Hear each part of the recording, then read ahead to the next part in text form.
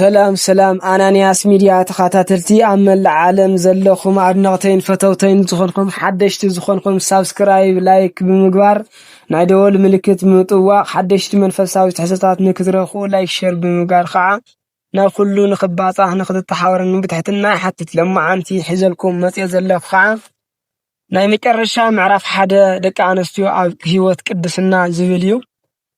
ደቂ ኣንስትዮ ኣብ ህይወት ቅድስና ኩሉ ሰብ በኣርአያን ኣምሳልን እግዚአብሔር ዝተፈጠረ እስትንፋስ እግዚአብሔር ዝሓደረ ክቡርን ቅዱስን ብምዃኑ ኩሉ ማዕረ እዩ። ብግብሩ ድንኳን ሃብታምን ጻድቅን ሓጥን ካብ ዘብሎ ወፃኢ ብክብሪ ተፈጥሩ ኣፈላላይ ከም ዘይብሉ ቤተክርስቲያን ተምህር እያ።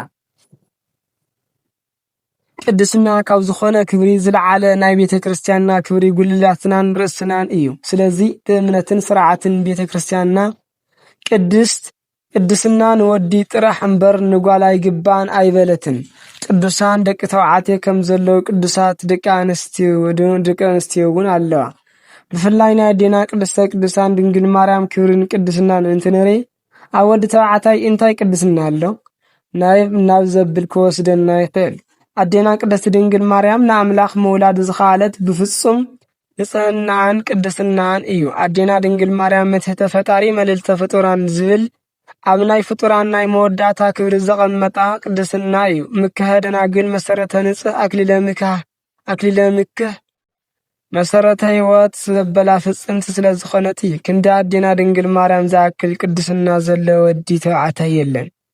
ከም ኣዴና ቅድስት ድንግል ማርያም ዋላ እኳ እንተዘይኾና ከምቶም ቅዱሳን ደቂ ተባዕትዮ ገድሊ ተጻሒፉለን መዘከር ተሰሪሕለን ኦርቶዶክሳዊት ተዋህዶ ቤተክርስቲያን ተኽብረን ብቅድስናንን ብምልጃንን ተኣምነለን ቅዱሳት ኣንስቲ ብዙሓት እየን።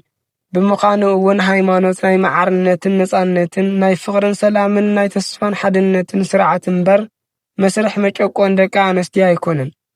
ኣብ መንግስቲ እግዚአብሔር ፍትሕን ርትዕን እምበር ዓመፅን ኣድልዎን የለን። መንግስቲ እግዚአብሔር እናተባህለት እትጽዋዕ ምድራዊት ቤተክርስቲያን እውን እዚ መምርሒ እዚ ምፍጻም ሓላፍነት እምበር ካብዚ ዝተፈለየ ዕላማ ከም ዘይብላ ፈሊጦም ሃይማኖት ኣፈላላይ ጾታ ይገብር ዝብሉ ወገናት ኣረኣዮም ከም መዓራሪ ይግባእ። ከምቲ ክርስቶስ ርእሲ ቤተክርስቲያን ዝኾነ ሰብኣይ ከዓ ርእሲ ሰበይቲ እዩ።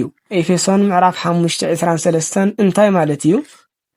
ሰብኣይ ርእሲ ሰበይቲ እዩ ማለት ንሰበይቲ ገዛኢኣ እዩ ማለት ኣይኮነን። እቲ ሓደ ትርጉም ሰበይቲ ኣካል እያ ማለት እዩ። እዚ ማለት ድማ ርእስን ኣካልን ሰብን ከም ዘይፈላለ ከምኡውን እቲ ሓደ ብዘይ እቲ ሓደ ከም ዘይነብርን ምትሕስሳብን ፍቕርን ክህልዎም ከም ዝገባን ምግላጽ እዩ።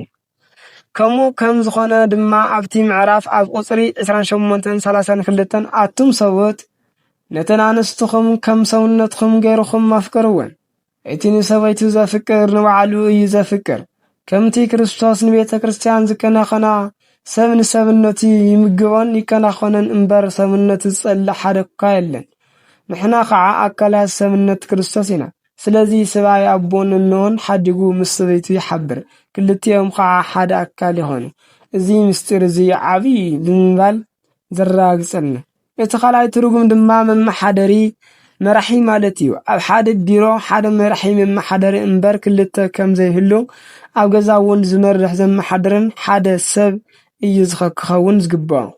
እዚ ማለት ድምግና ኣብ ርእሲ ዓይኒ እዝኒ ኣፍንጫ ኣፍ ከም ዘለው ክርስሳዕ የብሉን። ኣድላይነቶም ግድን እዩ እሞ ነዚ እውን እዩ ሰበይቲ ብርሃን ገዛ እያ፣ ብርሃን ዓይኒ እያ ትበሃል። ኣብ ዲስቅልያ መጽሓፍና አንቀጽ 13:54-58 ዘሎ ኣንስቲ ግና ንክምህራን ኣብ ቤተ ክርስቲያን ንህዝቢ መጽሓፍቲ ከነባን ኣይተኣዘዛን።